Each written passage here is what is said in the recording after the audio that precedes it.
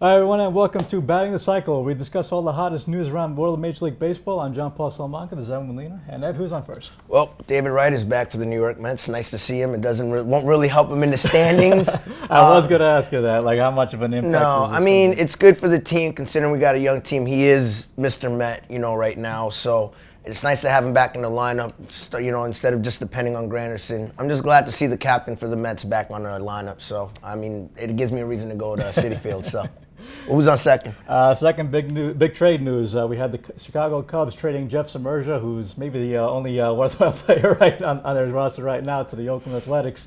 So Ed, now obviously big trade. There's a big time pitcher here. Does this make the A's now a favorite to go deep in the postseason? I think they made this trade with the intention of competing against the Detroit Tigers. I mean, they've added two big arms to their roster. They had to give up their prodigy shortstop, from what I understand. But, I mean, they're running away with the West. So they're thinking long-term for the first time. This is a team that's made the postseason 7 years, for 7 years in the last 10 or something like that. And I've always got the personal philosophy that pitching is what wins world titles, and is right now, this is an arm that's definitely going to help them out. By the way, Billy Beane, if he actually worked in a big market like New York or the Red Sox, he would have been fired by now, going to the postseason that many times, and not even an ALCS appearance. Maybe, what is it, one? They needed this move, and look, any other market, Billy Beane would be in trouble. Yeah, but that's another story. So who's on third? On third, CC Sabathia. His season seems to be done. Moment of silence. Tough break for the Yankees, especially as they're trying to compete with the Blue Jays and the Orioles. But here's where it gets interesting. Now, with the trade deadline coming up on July 31st, I think now with their biggest arm out for possibly the entire year, I think the Yankees have absolutely no choice but to make a trade for a big pitcher.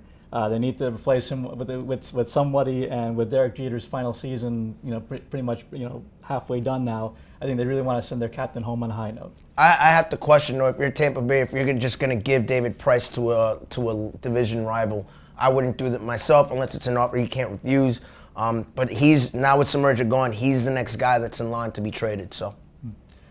So who's going home? Well, we got the All-Star game coming up July 15th, and already the rosters have been finalized. And while there have been some notable names that have been added to the roster, there have been some notable names that are not going down to over to Minnesota.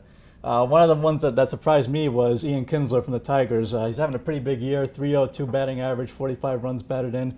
Why he's not getting the All-Star game nod, I don't know. And the thing about these All-Star games, they don't really determine who the best players are. These are popularity contests. I don't understand why Nelson Cruz, a biogenesis guy who's just coming off a 50-game suspension, got voted by you, the fans, as a starter. That's something. This guy's a cheater. I mean, bottom line, but here he is, he's starting. Meanwhile, Kinsler is out. I just don't get All-Star games. I just don't get it. They're popularity contests. They're not about who's the best. So. And another guy who is probably among the best that's not going to the All-Star game this year is Chicago White Sox Chris Sale. He's having a tremendous stat year here, 8-1 record, 2.16 ERA, 96 strikeouts.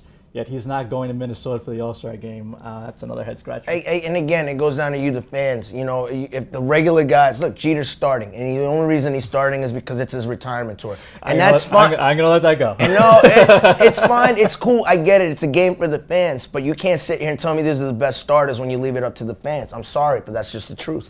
Fair enough. And that wraps up this edition of Hitting the Cycle. Remember to tune in next week for more, and to continue the conversation, remember to log on to LatinPost.com.